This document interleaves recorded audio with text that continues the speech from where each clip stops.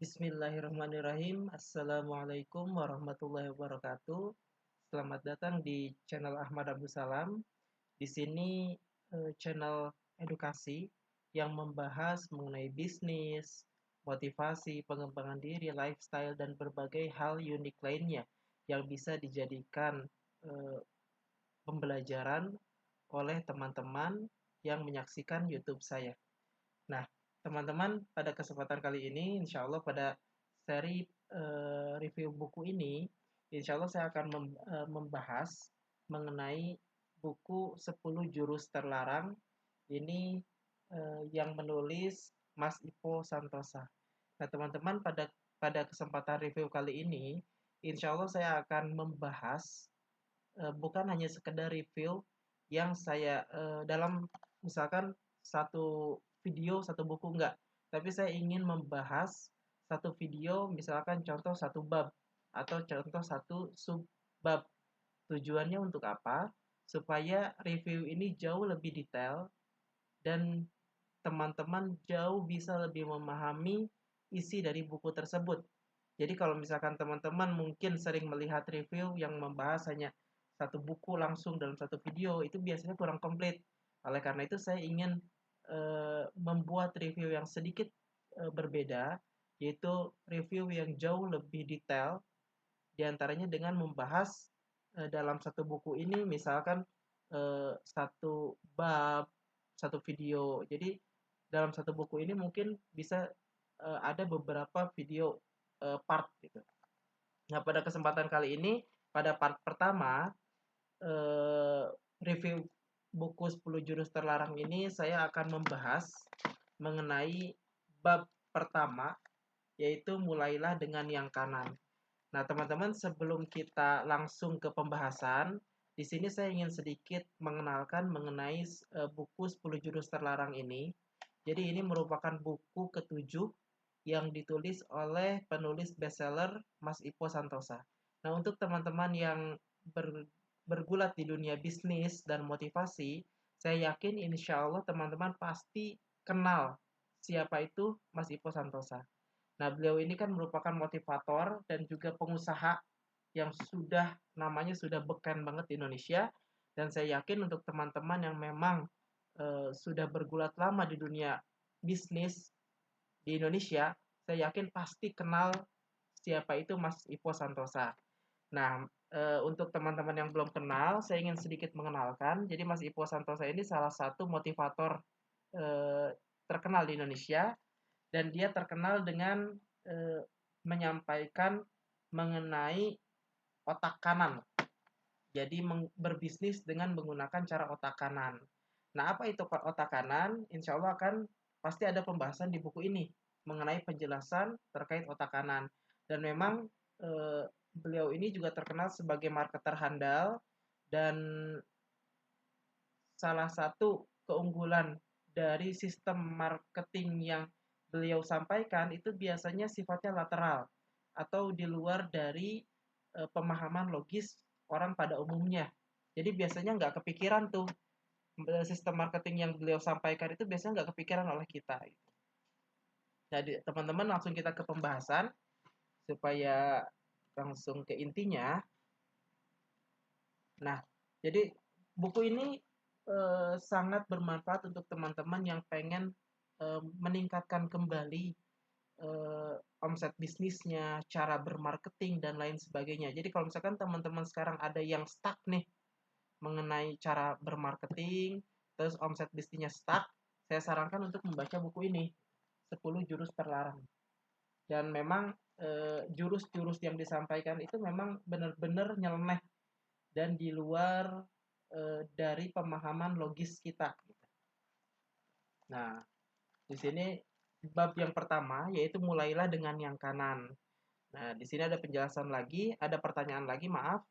Apa relevansi kalimat ini dengan intuisi dan cash flow kuadran? Katanya seperti itu. Nah, di sini akan saya coba bahas subbabnya, teman-teman. Nah, ini gambarnya ya. Mulailah dengan yang kanan. Mulailah dengan yang kanan. Tuh, ini aja gambarnya kan ada Charlie Chaplin ya. merupakan tokoh komedi dunia yang sangat melegenda. Dan Charlie Chaplin ini uniknya Charlie Chaplin, dia bisa berkomedi tanpa mengeluarkan suara gitu.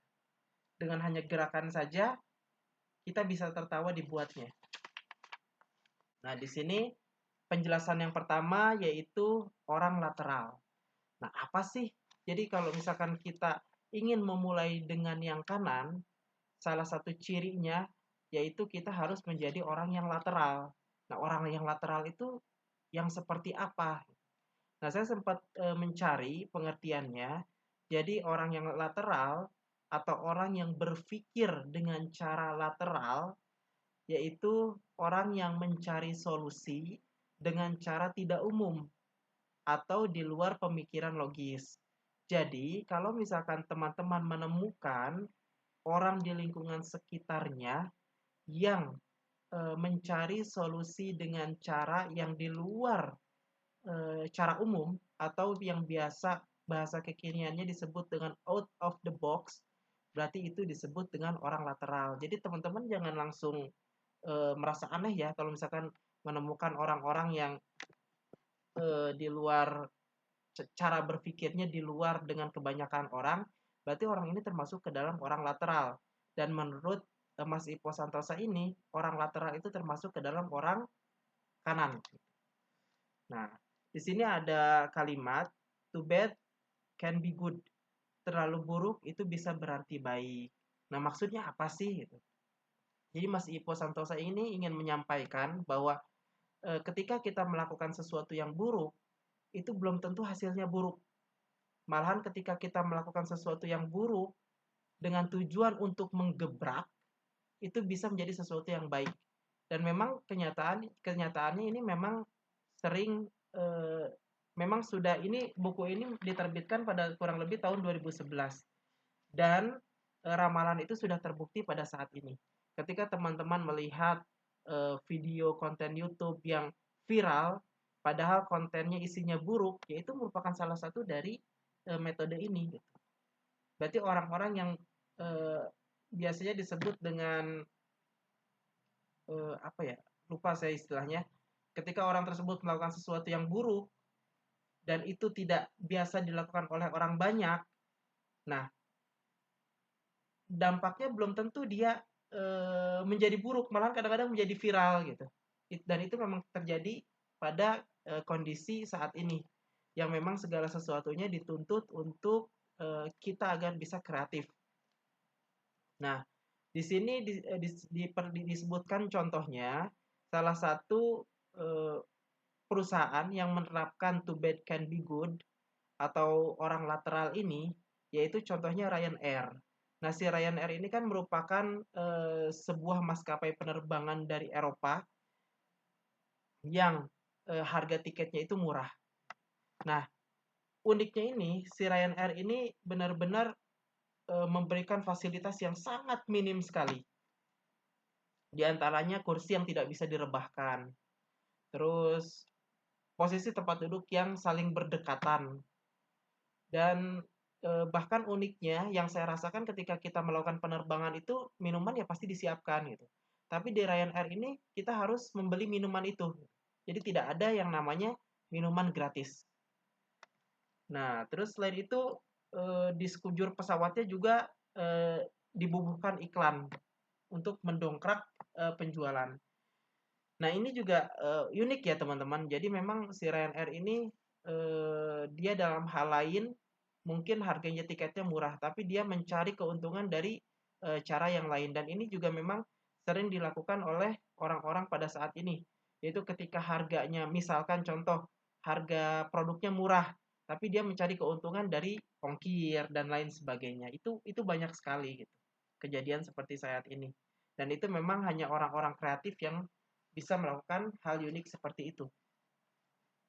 Nah, dan uniknya dengan fasilitas jelek yang Ryanair ini berikan kepada penumpangnya, justru itu pada periode tertentu si Ryanair ini mengalami kenaikan laba mencapai 40%. Jadi ini sesuatu yang unik. Makanya kembali lagi, too bad can be good, sesuatu yang buruk itu belum tentu hasilnya buruk juga. Bahkan bisa jadi hasilnya baik. Nah, ini hanya bisa dilakukan oleh orang-orang lateral itu. Dan selain itu juga ini terjadi pada koran Kompas.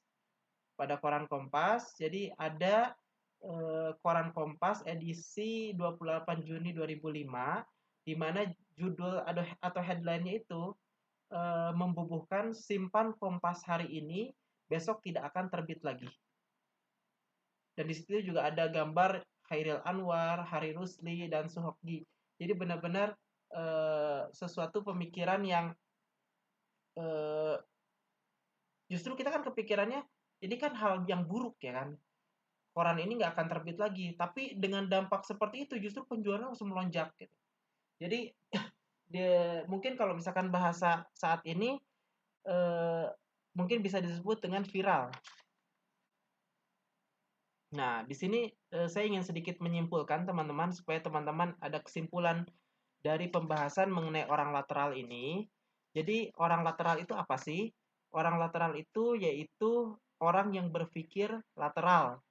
Maknanya, mencari solusi dengan cara tidak umum atau di luar pemikiran yang logis. Nah, fungsinya untuk apa? Fungsinya untuk menggebrak.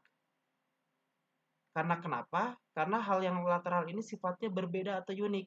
Jadi ketika seseorang yang biasa disodori sesuatu yang konvensional, hal yang umum, itu kan otaknya jenuh. Ketika melihat sesuatu yang unik, itu pasti perhatiannya akan tertuju kepada hal yang unik tersebut yang dia cari selama ini dan belum ketemu. Gitu. Nah, inilah yang saat ini dikenal dengan bahasa viral. Mungkin pada saat era Mas Ipo bikin buku ini belum ada istilah viral ya kan. Tapi saat ini mungkin dikenal dengan istilah viral. Jadi fungsi lateral itu tujuannya untuk menggebrak karena disodorkan hal yang unik. Tujuannya untuk menarik atensi, perhatian, dan menjadi sesuatu yang viral. Nah, eh, bagaimana caranya supaya orang bisa menjadi lateral atau bisa memiliki eh, otak yang memecahkan solusi dengan cara out of the box. Nah, ya caranya yaitu di sini ada beberapa hal unik juga yang disampaikan oleh Mas Ipo Santosa, yaitu dengan cara menjadi orang gila, menjadi orang luar biasa, dan menjadi orang kanan. Jadi tujuannya untuk seseorang agar dia bisa menjadi orang yang lateral, yaitu dia harus kreatif gitu. Nah, kreatif ini kepanjangan dari apa? Create an innovation, membuat sesuatu inovasi atau membuat sesuatu yang baru. Nah, gimana caranya supaya orang bisa memiliki pola pikir kreatif? Yaitu dia harus yang pertama, kata Mas Ipo, harus menjadi orang yang gila. Yang kedua, harus menjadi orang yang luar biasa, dan yang ketiga harus menjadi orang kanan. Nah, itu ya teman-teman sekilas saya bacakan buku Mas Ipo Santosa, saya simpulkan juga, jadi supaya teman-teman langsung gampang lebih mudah memahami. Jadi nggak perlu baca lagi teman-teman, udah saya simpulkan di sini. Jadi ketika teman-teman ingin karena saya tahu tidak semua orang suka membaca. Ada yang dia ingin menambah ilmu tapi dia memang suka membaca, ada yang ingin menambah ilmu tapi dia tidak suka membaca. Akhirnya dia mengalihkan perhatiannya melalui misalkan melihat YouTube dan lain sebagainya. Nah, ini saya bacakan untuk teman-teman dari halaman 1 sampai dengan halaman 4. Nah, insya Allah eh, pada vlog selanjutnya saya akan membahas mengenai sub-sub pengertian dari yang tadi, yaitu cara untuk menjadi orang yang kreatif itu gimana sih? Yaitu menjadi orang gila, orang luar biasa, dan orang kanan. Dan itu insya Allah akan saya bahas pada pertemuan selanjutnya. Baik, mungkin sekian saja yang ingin saya sampaikan. Terima kasih teman-teman telah mencoba meluangkan waktunya untuk memperhatikan vlog ini. Mudah-mudahan ada manfaatnya khususnya untuk saya dan umumnya untuk teman-teman. Dan jika teman-teman merasa vlog ini bermanfaat untuk teman-teman dan ingin agar vlog seperti ini terus berlanjut, mohon bantuannya untuk di-share, di-like, dan di-subscribe channel YouTube saya, karena itu menjadi tanda bahwa teman-teman memang menyukai konten saya. Tapi jika memang teman-teman tidak menyukainya, ya tidak perlu gitu. Karena itu juga menjadi tanda bahwa konten tersebut kurang menarik dan kurang bermanfaat. Baik, paling sekian saja untuk vlog kali ini. Mudah-mudahan bermanfaat. Billahi taufiq wal hidayah. Wassalamualaikum warahmatullahi wabarakatuh. Salam sukses, sehat, bahagia.